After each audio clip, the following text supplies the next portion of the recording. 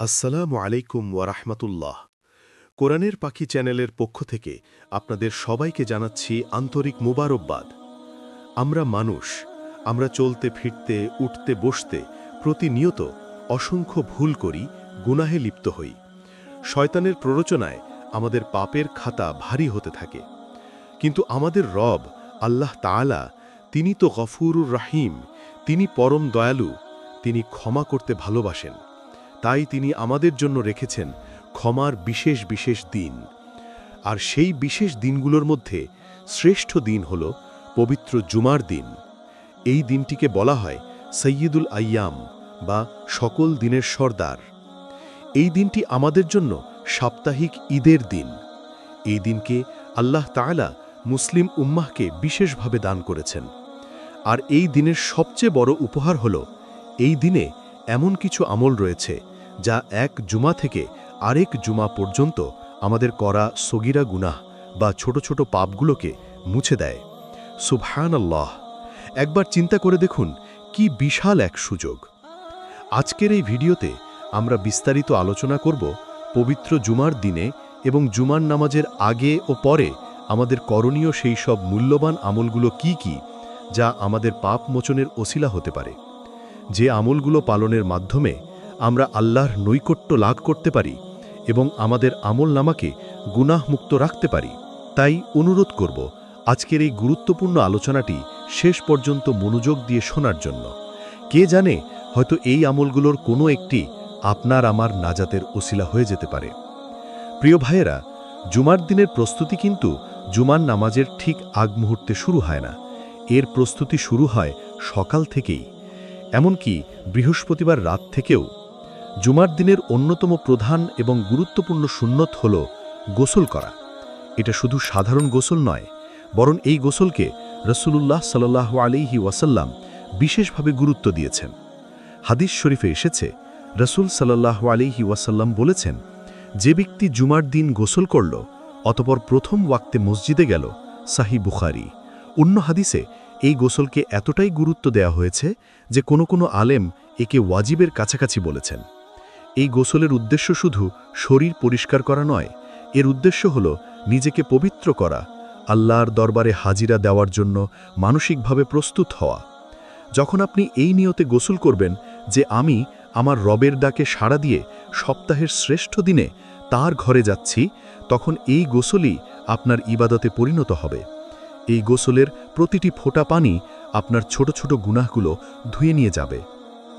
জুমার দিনটি আমাদের সাপ্তাহিক ঈদ। ঈদে আমরা কি করি? আমরা আমাদের সাধ্যের মধ্যে সবচেয়ে ভালো, সবচেয়ে পরিষ্কার পোশাকটি পরিধান করি। জুমার দিনের জন্য ঠিক একই নির্দেশনা। আপনার কাছে থাকা সবচেয়ে উত্তম এবং পাক পবিত্র পোশাকটি জুমার দিনের জন্য রাখুন। অবশ্যই তা নতুন হতে হবে, কিন্তু অবশ্যই পরিষ্কার পরিচ্ছন্ন হতে হবে। সাদা পোশাক হওয়া মুস্তাহাব, কারণ রাসূলুল্লাহ সাল্লাল্লাহু আলাইহি ওয়াসাল্লাম সাদা পোশাক পছন্দ করতেন। এর সাথে সাথে সুগন্ধি বা আতর ব্যবহার করা।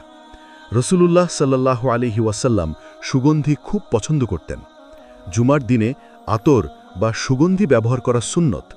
এর কারণ হল, জুমার নামাজে একটি বিশাল জনসমাগম হয়।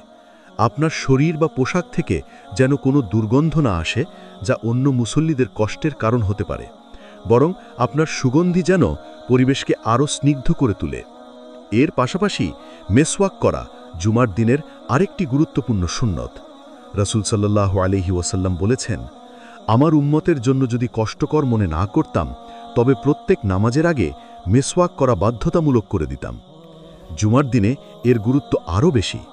প্রস্তুতি শেষ করে এখন আমরা যাব আল্লাহর ঘরের দিকে। এই যাওয়াটাও ইবাদত। জুমার দিনের সবচেয়ে বড় ফজিলতগুলোর একটি হল আগে আগে মসজিদে যাওয়া। আমরা দুনিয়াবি কোনো মিটিং বা ইন্টারভিউতে কত আগে চলে যাই, আর এটা তো স্বয়ং আল্লাহর বাদশাহী দরবারে হাজিরা দেওয়া। রাসূলুল্লাহ সাল্লাল্লাহু আলাইহি ওয়াসাল্লামের একটি বিখ্যাত হাদিস রয়েছে, যা আমাদের অন্তরকে কাঁপিয়ে দেওয়া উচিত। তিনি বলেছেন, যে ব্যক্তি জুমার দিন জানাবাতের গোসলের মতো গোসল করল অতঃপর প্রথম প্রহরে মসজিদে যায়, সে যেন একটি উট কুরবানি করল। যে ব্যক্তি দ্বিতীয় প্রহরে যায়, সে যেন একটি গরু কুরবানি করল। যে ব্যক্তি তৃতীয় প্রহরে যায়, সে যেন একটি শিংযুক্ত বুম্বা কুরবানি করল। যে ব্যক্তি চতুর্থ প্রহরে যায় সে যেন একটি মুরগি কুরবানি করল, আর যে ব্যক্তি পঞ্চম প্রহরে যায় সে যেন একটি ডিম সদকা করল। সাহি বুখারী ও মুসলিম। একবার ভাবুন, প্রথম প্রহরে অর্থাৎ সকাল সকাল মসজিদে গেলে আপনি একটি উট কুরবানির সওয়াব পাচ্ছেন। এরপর ধীরে ধীরে সব কমতে থাকে। কিন্তু সবচেয়ে ভয়াবহ ব্যাপারটি কি জানেন? হাদিসের শেষ অংশটি হল, অতঃপর যখন ইমাম খুতবা দেওয়ার জন্য বের হয়ে আসেন তখন ফেরেশতারা মসজিদের দরজায় দাঁড়িয়ে জিকির অর্থাৎ খুতবা শোনার জন্য বসে পড়েন। এর মানে হল, যারা ইমাম খুতবা শুরু করার পর মসজিদে প্রবেশ করে তাদের নাম আর সেই বিশেষ ফেরেশতাদের রেজিস্টার খাতায় লেখা হয় না। তারা জুমার নামাজ আদায়ের সওয়াব পায়, কিন্তু সেই অগ্রবর্তী হওয়ার, সেই উট বা গরু কুরবানির বিশাল সওয়াব থেকে তারা বঞ্চিত হয়। আমরা কতটা দুর্ভাগা যে আমরা জুমার দিনে ডিম সদাকা করার সওয়াবটুকুও ঠিকমতো অর্জন করতে পারি না। অনেক সময় ইমাম খুতবা শুরু করার পর তাড়াহুড়ো করে মসজিদে ঢুকি। আসুন আমরা চেষ্টা করি অন্তত চতুর্থ বা তৃতীয় প্রহরের সওয়াবটুকু হলেও অর্জন করার। যদি আপনার বাড়ি মসজিদের কাছাকাছি হয় তবে চেষ্টা করুন পায়ে হেঁটে মসজিদে যাওয়ার, কারণ হাদিসে এসেছে জুমার নামাজের জন্য প্রত্যেক কদমের বিনিময়ে আল্লাহ তাআলা সওয়াব দান করেন এবং গুনাহ মাফ করেন। বিভাগ ৩, মসজিদে প্রবেশের পর খুতবার আগ পর্যন্ত। আপনি আগে আগে মসজিদে পৌঁছে গেলেন, এখন কি করবেন? এই সময়টি অত্যন্ত মূল্যবান। মসজিদে প্রবেশ করেই বসে পড়বেন না, এটা মসজিদের হক। রাসূলুল্লাহ সাল্লাল্লাহু আলাইহি ওয়াসাল্লামের নির্দেশ হল, তোমাদের কেউ যখন মসজিদে প্রবেশ করে সে যেন বসার আগে 2 রাকাত নামাজ আদায় করে নেয়। সাহি বুখারী। এই 2 রাকাত নামাজকে তাহিয়াতুল মসজিদ বা মসজিদের সম্মানার্থে নামাজ বলা হয়। আপনি যদি খুতবা শুরু হওয়ার আগে মসজিদে পৌঁছান তবে অবশ্যই এই 2 রাকাত নামাজ আদায় করে নেবেন। ইমাম খুতবার জন্য মিম্বরে বসার এক পর্যন্ত আপনার সামনে একটি বিশাল সুযোগ।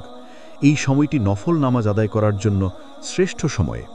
আপনি 2 রাকাত, 4 রাকাত বা যত রাকাত সম্ভব নফল নামাজ আদায় করতে পারেন।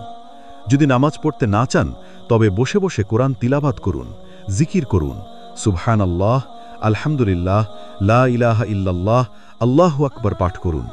নিজের গুনাহের জন্য ইস্তিগফার করুন, আস্তাগফিরুল্লাহ পড়ুন। জুমার দিনের অন্যতম শ্রেষ্ঠ আমল হল সূরা আল কাহফ তিলাওয়াত করা। এই সূরা পাঠের ফজিলত অপরিসীম। রাসূলুল্লাহ সাল্লাল্লাহু আলাইহি ওয়াসাল্লাম বলেছেন, যে ব্যক্তি জুমার দিন সূরা কাহফ পাঠ করবে তার জন্য এক জুমা থেকে অপর জুমা পর্যন্ত সাপ্তাহিকভাবে একটি নূর বা আলো প্রজ্বলিত থাকবে। বাইহাকি সাহিহ। অন্য বর্ণনায় আছে, যে ব্যক্তি জুমার দিন সূরা কাহফ পাঠ করবে তার পায়ের নিচ থেকে আসমান পর্যন্ত নূর আলোকিত হবে এবং তা কিয়ামতের দিন উজ্জ্বল হবে, আর 2 জুমার মধ্যবর্তী গুনাহ সমূহ মাফ করে দেওয়া হবে। এই সূরাটি আপনি জুমার দিন সূর্যোদয়ের পর থেকে শুরু করে সূর্যাস্তের আগ পর্যন্ত যে কোনো সময় পাঠ করতে পারেন। চাইলে বৃহস্পতিবার রাতেও পাঠ করা যায়। এই সূরাটি আমাদের দাজ্জালের ফিতনা থেকেও রক্ষা করবে, তাই কোনোভাবেই যেন জুমার দিনে সূরা কাহফ পাঠ করা মিস না হয়। 8, অধিক পরিমাণে দরুদ শরীফ পাঠ করা। জুমার দিনের আরেকটি শ্রেষ্ঠ আমল যা আমাদের পাপ মোচনের পাশাপাশি রাসূলুল্লাহ সাল্লাল্লাহু আলাইহি ওয়াসাল্লামের শাফাত লাভের পথ সহজ করে দেয়, তা হল তার ওপর অধিক পরিমাণে দুরুদ ও সালাম পেশ করা। রাসূলুল্লাহ সাল্লাল্লাহু আলাইহি ওয়াসাল্লাম নিজে এই দিনে দরুদ পাঠের নির্দেশ দিয়েছেন। তিনি বলেছেন, তোমাদের দিনগুলোর মধ্যে শ্রেষ্ঠ দিন হল জুমার দিন। এই দিনেই আদম আলাইহিস সালামকে সৃষ্টি করা হয়েছে, এই দিনেই তার রূহ কবজ করা হয়েছে, এই দিনেই সিংগায় ফু দেওয়া হবে এবং এই দিনেই কিয়ামত সংঘটিত হবে। সুতরাং এই দিনে তোমরা আমার উপর অধিক পরিমাণে দরুদ পাঠ করো, কেননা তোমাদের দরুদ আমার কাছে পেশ করা হয়। সাহাবীরা অরজ করলেন, ইয়া রাসূলুল্লাহ, আপনার ইন্তেকালের পর অর্থাৎ যখন আপনার শরীর মোবারক মাটির সাথে মিশে যাবে তখন কিভাবে আমাদের দরুদ আপনার কাছে পেশ করা হবে? রাসূলুল্লাহ সাল্লাল্লাহু আলাইহি ওয়াসাল্লাম জবাবে বললেন, নিশ্চয়ই আল্লাহ তাআলা মাটির জন্য নবীদের দেহ বক্ষণ করা হারাম করে দিয়েছেন। আবু দাউদ সহিহ। সুবহানাল্লাহ, আমরা যখন বলি আল্লাহুম্মা সাল্লি আলা মুহাম্মদ তখন তা সরাসরি আমাদের নবীর কাছে পৌঁছে যায়। যে ব্যক্তি একবার দরুদ পাঠ করে আল্লাহ তার উপর 10টি রহমত বর্ষণ করেন, 10টি গুনাহ মাফ করেন এবং 10টি মর্যাদা বৃদ্ধি করেন। তাই জুমার দিনে বিশেষ করে মসজিদে বসে খুতবার অপেক্ষায় থাকার সময় বা আসরের নামাজের পর যত বেশি সম্ভব দরুদ শরীফ পাঠ করুন।